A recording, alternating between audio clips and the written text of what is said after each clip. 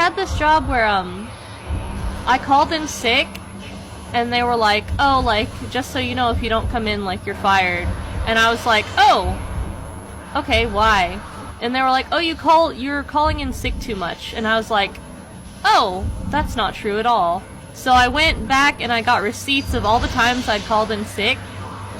And the first time was, my boyfriend had a cancer scare, so we had to go out of state to get him tested. The second time was, we were driving in a friend's vehicle because we didn't have one, and the hood had flipped up and hit the glass. Naturally, we couldn't drive like that, so I was on my way to work, but I couldn't go because the hood flipped up onto the glass of the vehicle and broke it. And we survived, so that's good.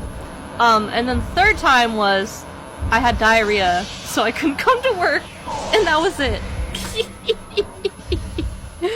And I was like, so, like, those are all the times, and I've been working here for months and months, so your memory is not correct. And they were like, you know, we'll talk about this the next time you come in. And I was like, okay. And then she went on a rant. Yes, it's Fatal Frame 2. We're ranting about work.